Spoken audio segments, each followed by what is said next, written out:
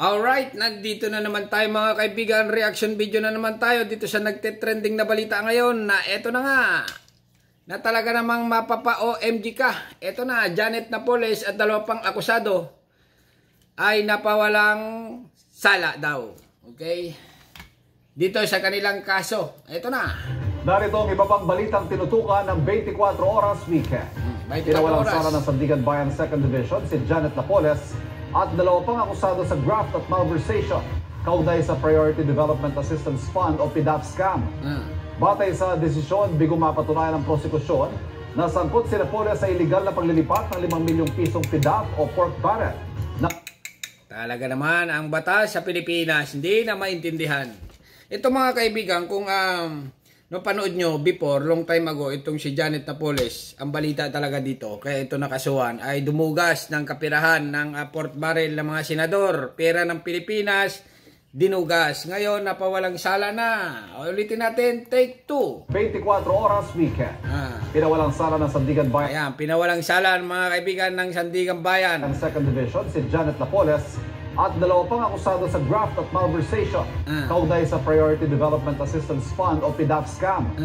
Batay sa desisyon, bigo mapatunayan ng prosekusyon na sangkot si Napoles sa iligal na paglilipat ng 5 milyong pisong PDAP o pork barrel. Grabe talaga itong balita ngayon. Ibang klase mga kaibigan. Ibang klase. Continue lang. Ng isang kongresista sa isang NGO. Nakakulong pa rin si Napoles dahil convicted siya sa plunder at iba pang kaso. Naku, utay-utay na, napapawalang sala. Okay? Ano na lang ang sasabihin ng mga Pilipino sa ating gobyerno? Okay? Sa ating batas. Bakit itong si Napoles ay napawalang sala? Siguro nabayaran, sa tingin ko. Kasi nga mga kaibigan, milyon-milyon ang usapan dito. Milyonaryo itong babae na ito.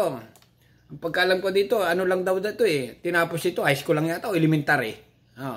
Sabi niya, yun, sa balita. Yung ito ay iniimbestigahan sa Senado. Okay?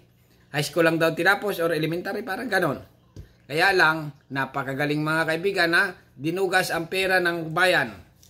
Milyon-milyon, naging mayaman. Ngayon, makakalaya na. Utay-utay na. Okay?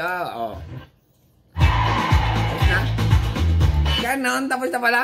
Oh my God. O yan mga kaibigan, ano masasabi nyo dito kay Janet Napoles na napawalang sala sa iba niyang kaso. Alright, hanggang dito na lang at subscribe my channel.